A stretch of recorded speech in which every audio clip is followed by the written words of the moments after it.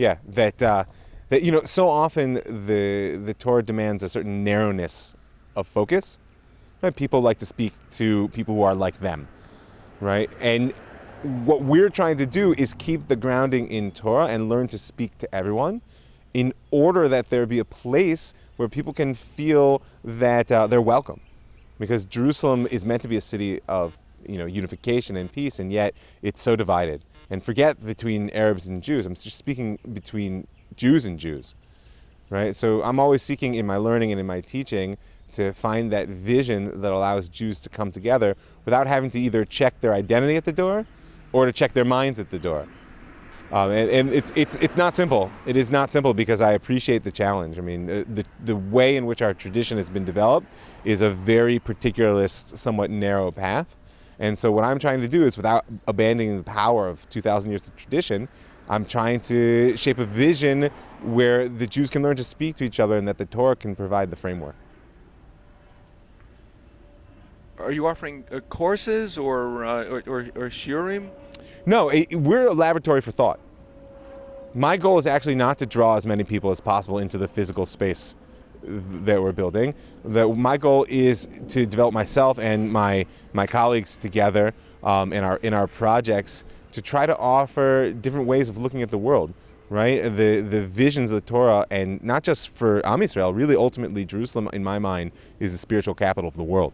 Uh-huh. And so there's a real potential in a world which is, religion today has got a really bad name. Rightfully so, sadly. And I actually believe that God's vision for the world is one of peace and unity. But it's a unity which is a unity like in the ecological sense of diversity. Right? You look at these lawns around us here. That looks like really nice, right? All the blades of grass are all the same. And the problem with that is, if you don't keep pouring fertilizer and mowing and put all this energy, it falls apart, because it's actually not stable. But if you walk out to the fields, you get out of town, and you look at the natural grasses and the forest and the ecosystem, you'll see that can live and thrive on its own because of its diversity, right? Because there's a way in which you can harmonize and orchestrate all the difference into one whole thing. That's the vision of peace that I see in the Torah. And ironically, the particularism of the Jewish people is in service of a universalist vision. This is the new wave. All the universalist movements of the 20th century that demanded conformity and thought that through everyone being the same they would bring peace have exploded. I mean, look, the last wave is ISIS. I'm sure they'd be really happy if everyone was a Muslim, until they started to eat themselves alive, deciding that, well, you're not the right type of Muslim, you're not like this way, you're not like that way. Right? What I'm looking for, and what we're trying to do at Sulam Yaakov, is say, how does the Torah strengthen us in being who we are, and not being ashamed of that, right? And being the best Jews and the best servants of God that we can be, without demanding from others that they be like us. On the contrary, that should be a way to strengthen others in they being who they are, right? And it's there's a lot of tension in that. Because it's all well and good to say that, but if I have strong beliefs about what a Jew should be doing and what God wants for Am Yisrael, for the Jewish people, it's often in conflict with the people I meet who say, well, you're wrong. This is what I want to do. Don't tell me what God wants. There's a tension in there. And I believe that our task is to build a vessel that's strong enough to hold the tension instead of having to resolve the differences.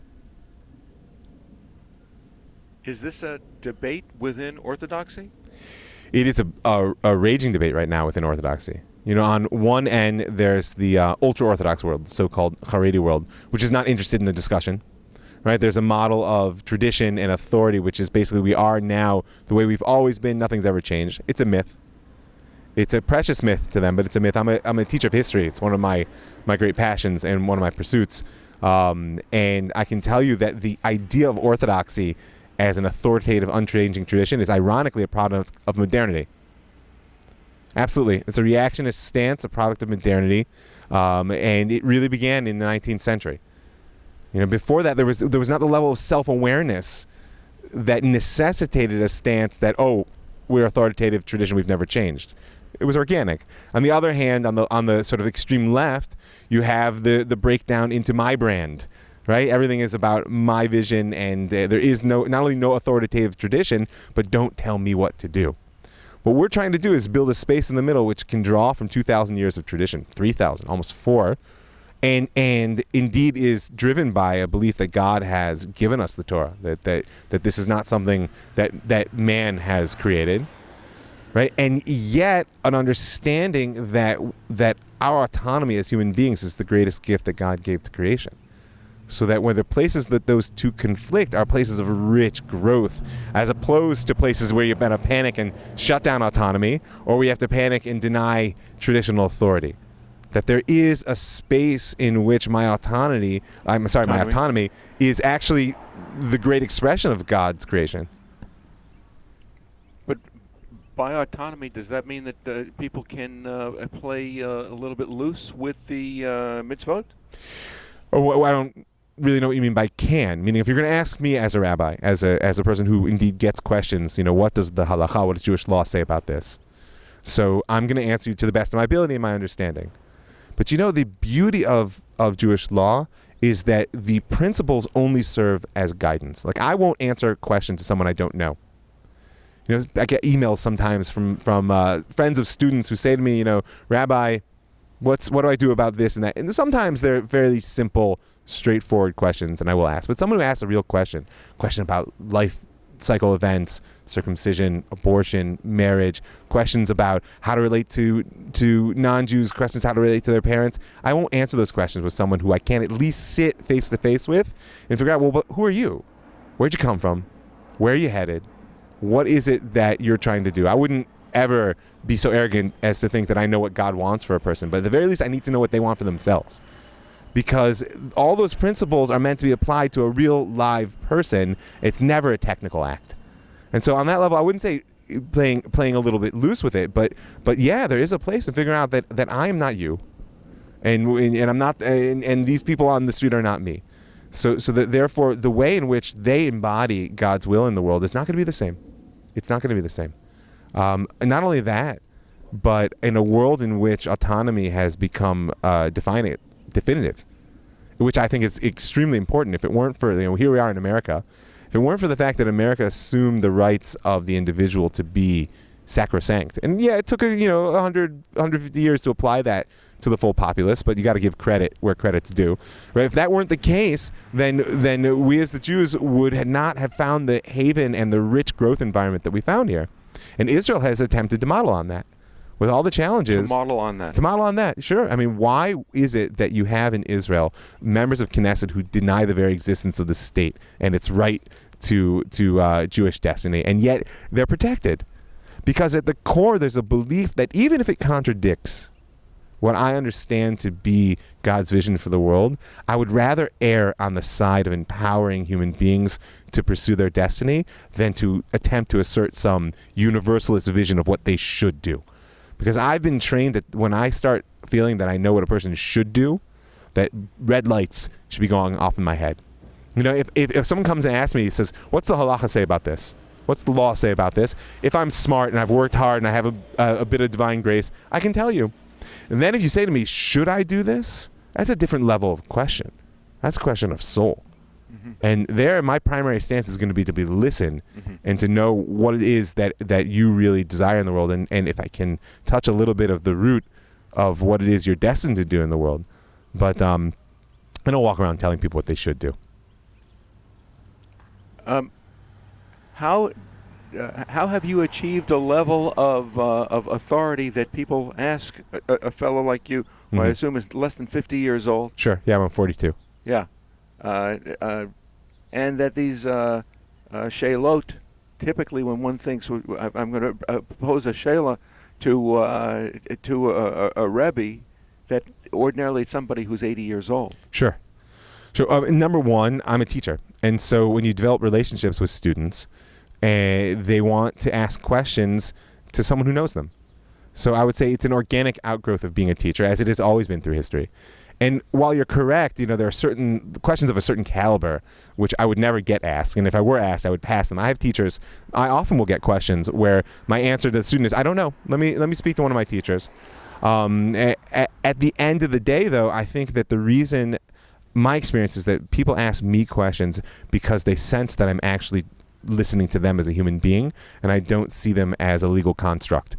Right? That my attitude toward law is never formalist. It's never technical. Even though sometimes it's heartbreaking, but I have had the experience of giving people answers that they really don't want to hear.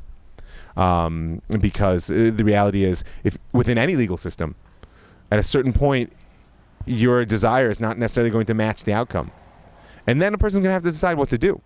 They have to decide what to do with that. And if they lean toward submission to authority, so then that path will be open to them. And if they lean toward a sense of autonomy in their life, then that path is there as well. But I think that the reason that people ask me questions is because my primary stance is always one of listening. Right? And I've had the great privilege of developing over sometimes years, relationships with students who trust me and feel that what I'm trying to do is help them navigate, the divine will in a complex world, as opposed to posing as an authority who knows what they should do. How prominent are the notions of ethical conduct in business and relating well to not just other Jews but to other people? Because there's a perception outside of Orthodoxy that people's religious observance is sanctimonious and self-serving, Mm-hmm. and that Jews don't have a specific responsibility for ethical conduct. There's probably no greater gap between the actual corpus of law and people's behavior than the one you're putting your finger on now.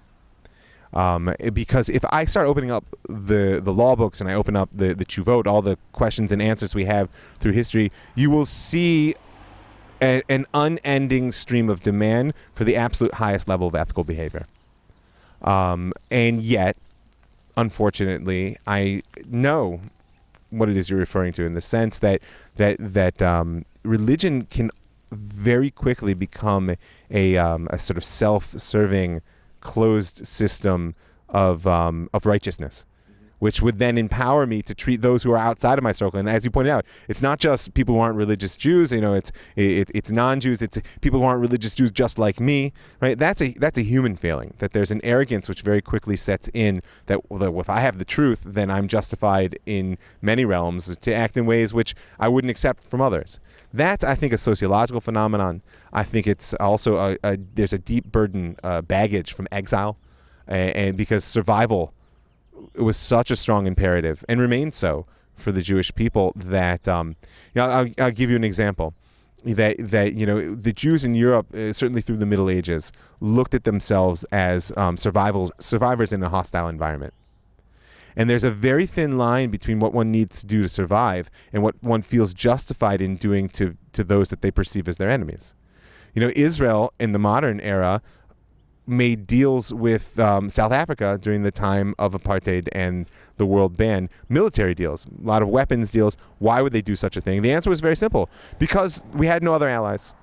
They justified it through survival, and I'm not in a position to judge such a thing, but it's a slippery slope, because at what point do you then create the environment of hostility by your behavior, which then justifies that very behavior itself? The Torah demands the highest ethical standards from the Jews. And Rav Kook, my great spiritual teacher of our time, and someone whose thought is always clear, says that the source of atheism in the world, now he's writing this, mind you, in the 1920s, right? He says the source of atheism in the world is the unethical conduct of religious people. He says basically maybe 1 in 1,000 people ever became an atheist from reading a book. Most people don't change their lives, by what they read. But he said the impact of those who claim to represent God in the world, whose behavior undermines that claim, is catastrophic. How great is the awareness? How popular, common is the awareness among Dati people regarding ethical conduct? I mean, and I mean that both professionally and socially. I think the awareness is very high, and I think that it's important to remember that a person who's religious is just like everyone else, meaning the basic human psychology doesn't change unless one does a tremendous amount of work, and that's not unique to religious people. I mean, I know many people who don't call themselves religious, who have invested a lot of energy in mindfulness and consciousness work, who have come to an ethical posture in life. I know many religious Jews who've done the same. Although I will say that I have a great sense of pride in the youth of the religious world in Israel today, especially the youth coming out of what's called the Hesder system. It's an arrangement between the army and the yeshiva system that allows them to serve for 5 years in a mix of learning and military service. And they are becoming rapidly the leaders, not only in the military, but in society today. Because they have an ideological and ethical backbone. They have teachers that demand of them the highest standards. And they're having a tremendous influence on the country today. What responsibility do Jews have towards other Jews, even ones who may not be friends of theirs, to treat them well? We're one people. We're not just one people. We're one organism. And if my foot got infected and I looked at it and said, "Oh my gosh, it's terrible," I wouldn't just chop it off and I wouldn't beat it. I would try to heal it. Right? I would say that there's no greater responsibility today than to love all Jews. And as Rav Tzvi Yehuda, Rav Avram Yitzchak HaKohen Cook's son, used to say, that when the Torah says "V'ahavta l'recha kamocha," you should love your fellow as yourself, it's not talking about people who are like you, because that's easy, and the Torah wouldn't have to command you to do that. Right? It's talking about specifically the ones that are close to you with whom you disagree. And it's tragic that has been lost. Listen, the last 30 years in particular have been a time of really vehement struggle within Israel, and that is spilling out into the diaspora. That very word diaspora today, when I teach my students, many of whom come to Israel for a year or two to learn, they don't see themselves as an exile living here in America. And so the very idea that we call them diaspora Jewry, they see as a judgment. They say, well, what do you mean? I am actually where I live. I'm where I belong. And that's a great source of tension because the very vision of where's the center of the Jewish people causes conflict. So to me, there always has to be a posture of love and a desire to understand, which, by the way, doesn't mean agreement. Right? Dialogue is a frightening thing. Because when you enter into dialogue with another person, it has to be on the premise that I may not be the same person as I was when I began, when I come through this to the other side. There has to be a real openness to hear and encounter other. And yet there is also the possibility that when I come through the other side of dialogue, I may come through saying, no, this person's wrong. And I need to be able to hold both that intellectual stance and yet still a posture of love. And not a posture of love which is self-serving. Like, I'll love them in order that they become like me. Because, even in the time of the Bible, there were 12 tribes. People often wonder, like, what? One God, one land, one people, 12 tribes. What's that? And then you look in the Bible, the tribes, there was constant, fraternal warfare and civil war sometimes. And from the time that the brothers beat up Joseph, threw him in a pit and sold him to Egypt, right? It seems that it only causes problems. So what on earth would be the divine intention that there should be 12 tribes? And yet, to me, the answer has never been more clear than it is in our time, is that we're a tribal people in the sense that we understand that there's more than one pathway to the truth. Not only more than one pathway, the truth is too big for any one pathway to grasp. Right, we're coming up on the holiday of Shavuot in a few days, right, where the image is that the Jewish people received the Torah at the mountain of Sinai. The rabbis like to play with the image that the Jews ringed the mountain, right, that the people surrounded the mountain. Well, if you've seen a mountain, which I bet you have here in California, you know that if I'm standing on the south side, the mountain doesn't look the same as it does on the north or on the east or on the west. So therefore, the only way to have the truth in the sense of the mountain is to have people whose perspective, which is narrowed or by definition, standing together. And only together in some way of blending all those perspectives can you actually have a picture of the truth. That's a historical process as well, because the world doesn't look the same today in the 21st century as it did in the second. Right? And we're not privy to see the world that they saw, and they aren't privy to see the world that I see. And yet, to build vessels that can hold that perspective through time and geography is the best way to map the truth in the world. We just had the passing of Muhammad Ali, who was a controversial figure to the Jews because of his time involved with Nation of Islam and his time as a Muslim. Sure. And he was shown on CBS's 60 Minutes as signing autographs for anyone who requested one and was convenient. And his wife, when asked, why was he so generous? It was saying, she said, he's feathering his bed for heaven. that he sees each act as a mitzvah for heaven. Mm. What's the Jewish view on mitzvahs and one's place in the hereafter? So first we have to define mitzvot, because there's really two planes on which you can define it. One is that our tradition says there are 613 commandments within the Torah. And on that level, there is a tremendous relationship which is available to God. I mean, one of the great innovations of the Bible is the idea that God desires a relationship with creation through commandedness, which empowers me as a created being to actually contribute to the process of creation. So that there's a system there, 613. It gets articulated through time, through halakha, through Jewish law.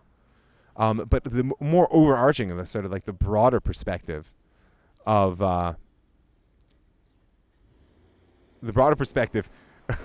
what a mitzvah is they're also known as maasim tovim, good deeds, right? So what's that word tov mean? What does it mean?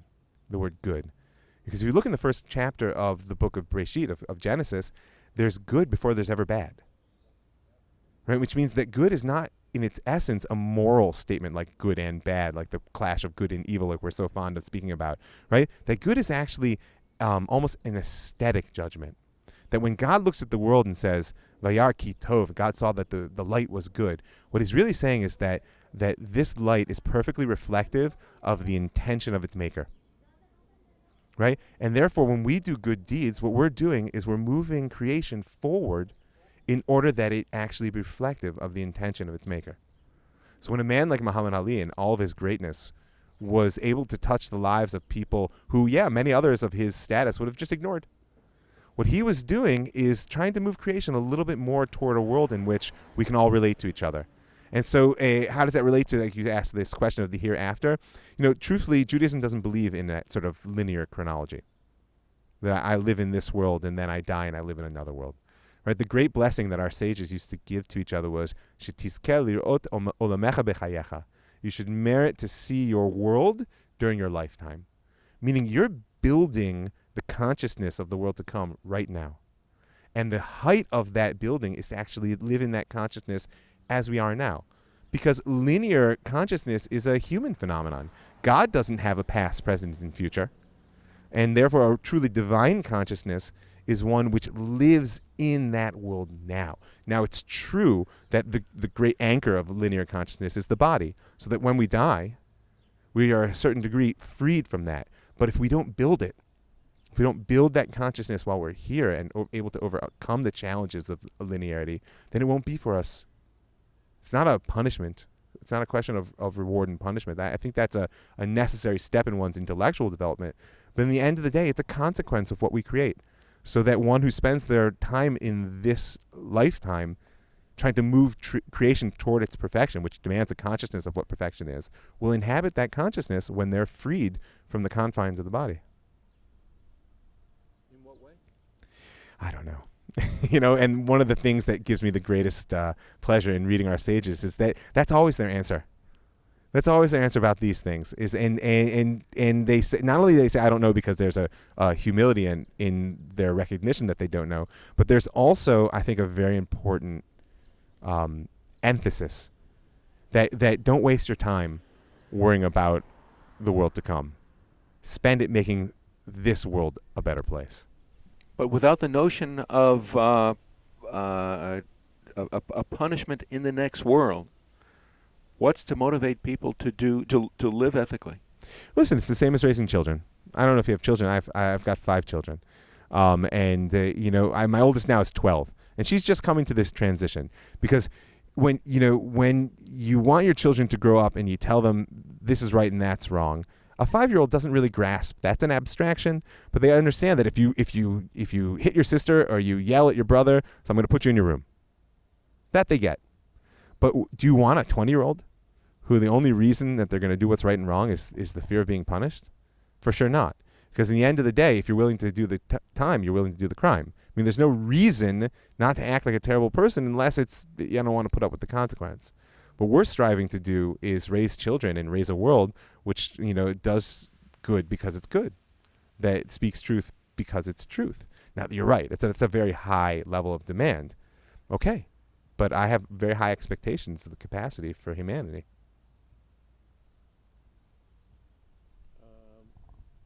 I don't know how justified it is, but I don't know. I mean, I hear that. I mean, as a student of history, there's been a lot of awful things in the world. At the same time, I'm always awed by, social media today has brought the world closer to one consciousness than it's ever been. And the very fact that people in America care what's happening in faraway places, that they're even aware of it, that it touches them, that people in faraway places, care what's happening to each other. Maybe we lack the social will to do anything about it. Maybe we lack the capacity. That's a different stage. But this simple sense of empathy is a huge advance in humanity. Could it be, though, that Jewish people, especially those who are not Torah mitzvot observant, perceive that liberal thinking and ethical thinking and this compassion, even empathy for the other person above oneself, that they define this, as you see within many reform and egalitarian reconstructionist movements, that worldwide watch is their manifestation of Judaism? As far as I can tell, that is very true. And I think it's a beautiful thing. We could do a lot worse than having a lot of Jews who think that making the world a better place and being a more ethical person is what God wants from them. And it is indeed what God wants from them. I, however, believe that the Jewish people have a special mission in the world.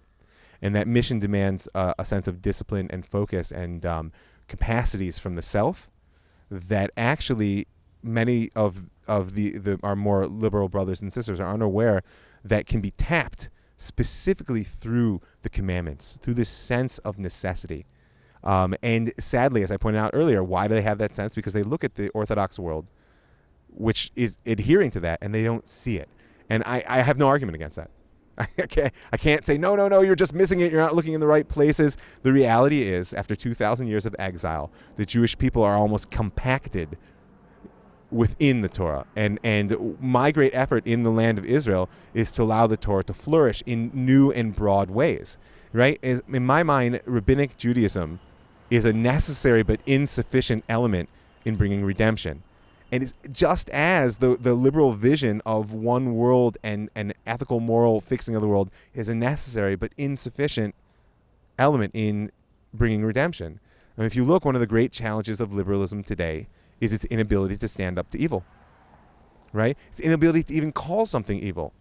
The wonderful empathy has turned into the narrative trap, that if truth becomes completely subjective, well, then if it's your calling and your vision of the world to chop the heads off of women and children, then I can't really call that evil, can I? Well, and laying down before that, which in my mind is the modern expression of idolatry, is a failure of Judaism. Our great task is to bring the vision of one God to the world, and part of that vision is to combat evil.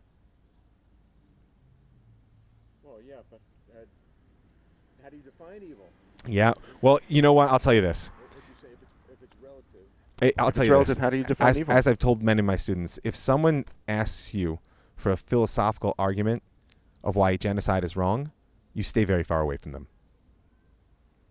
Because that whole question is premised on a false premise. Why do I have to define evil? Why can't I just know it when I see it? And so much of the Torah is oriented toward allowing the soul to emerge as the primary measure by which we know truth, as opposed to simply being limited to the intellect. Because the intellect can say yes, no, black, white, up, down to almost anything. The power of the soul is that it's attached to truth. It is a portion of God's truth in the world. Now, I know that people throughout history have spoken this way and done the most horrible things. But you know what? I trust the Jews. If we learn to work together, I trust my liberal brothers and sisters to look at me and say, you're speaking evil in the name of truth. And I trust my more traditional brothers and sisters to look at them and say, you need to get up and face evil when you see it and not allow the radical empathy to undermine your ability to see truth. And that's why it's so important today that these two sides become one, that there be a healing. Right, and in my mind, Despite what the world is saying, that will happen in the land of Israel. It will happen not only in the land of Israel, in the state of Israel, specifically in the state, because of the demands of a civil society that we learn to work together. As an American Jew living in Israel for how long now? 15 years. For 15 years. Do you feel that neighborliness from Israeli Jews? Yes and no. I mean, I think that there is an element within Israeli society that loves all immigrants, especially Americans, since, I came there by choice, left, the most prosperous and powerful country in the world to come there. At the same time, there's a tremendous parochialism. Oh, there's a tremendous parochialism amongst Israelis, and therefore a sense that I'll always be an immigrant and an outsider, which I actually doesn't bother me in the least. I'm very proud to be an immigrant. My children are less so. I'm definitely a classic immigrant father. I speak the language with an accent, don't really get the culture, and my kids are native born. But one of the places where you can really see it, which is sadly so often where it comes out, is in times of war. I've been there for 15 years, and I have seen already, depending on how you count, anywhere from 3 to 5 wars. And the sense of solidarity and awe, because of course, a war breaks out, I can pick up and leave. I could, sure. My mother lives in Cleveland. I have an American passport. I don't need a visa. I could simply take my children. My children are all American citizens as well. I've given them that, right? I could just simply pick up and leave. And I would never do that. I would never do it because it's not just my home. It's where God desires that I be. In order to be able to fulfill our mission in the world of bringing his light, of uniting heaven and earth, and really healing creation. And therefore, there's nothing more important to me. There are American soldiers, American young people who come and serve as lone soldiers in Israel. Sure. And often they're greeted with shock that the Israelis who are destined to be drafted and try to evade and avoid the draft, they think that the Americans are crazy. Yeah. Listen, one of the beautiful things about American Jews is their idealism. I mean, and it applies everywhere. I mean, idealistic Jews who go and volunteer for the Israeli army, and idealistic Jews who protest against the Israeli occupation, right? That idealism is a desire for a better world, and what's more important, a belief that through their actions they can make it happen. And so it's true that often Israelis are astounded, but they love it. They love it because Israel has shifted. I mean, for many, many decades, it was an idealistic society on the level which we can't really imagine, the level of self-sacrifice, the level of collectivism. And it has gone through a phase of great individualism and really a cooling a lot of that ideological fire. But there's a rebirth. There's a rebirth that's happening because people are realizing that something was lost in this desire for individualism and material comfort, which are important. I don't denigrate them at all, but nevertheless, they're not sufficient in order to build a society that thrives. And so, therefore, there was a situation. There was a lone soldier during the Gaza war. Oh my gosh, it's already 2 summers ago. In 2014, there was a lone soldier that died, and at his funeral, 20,000 strangers showed up. Right, word went out that this lone soldier had died. He didn't have any family. 20,000 people. Why? Because in that moment, it was very clear to him that was a pure soul who wanted nothing more than to serve. And it touched a deep root in Israeli society, which is just waiting there to be tapped. That deep root of idealism is just waiting. People often have the experience of Israelis as pushy and aggressive. But one of the things people are often unaware is the level at which Israelis give is astounding. The level of percentage of volunteerism, the degree to which they help each other in small and yet very direct ways is always an amazement to me. I see it all around me. Given the financial and economic limitations of making Aliyah, that that there's not as much money to be made, and people have to pay more taxes, and things cost more. Mm-hmm. Do you still, now 15 years on, obviously you would like to have more American company of Olim coming to join you. Sure. But how do you feel now about encouraging Americans to financially come, and many who make Aliyah can't not only save but can't make ends meet. Listen, this is a very real challenge. It's a very real challenge. Although I have noticed that America, that challenge has become much more present here as well. It's not like it used to be. And particularly to my religious friends who are raising children in the school system here, I challenge them to prove to me that the money works out here. You know, here in LA, I've heard that even to send your kids to grade school can cost tens of thousands of dollars a year. And I have 5 children. Do the math.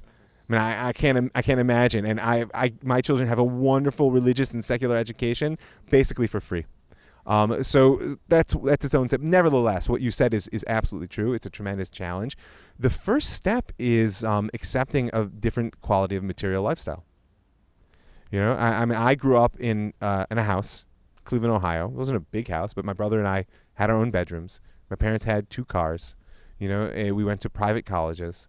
That's not the way my life is now. We live in an apartment. We actually have 1 car, which is a wonderful thing. My children, if they choose to go to university, will go to state universities, and they'll serve in the Army or do national service, depending on what they choose.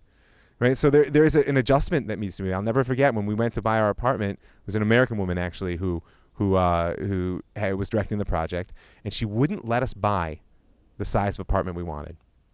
The Jewish mother in her came out and she said, "Listen, you're thinking like Americans, but I'm telling you now that you can't afford this. You need to buy the smaller one." And she was right. She was right. So there's an adjustment, and I have to say that there's a living to be made. A person has to decide whether what's most important to them, what they want to do or where they want to be.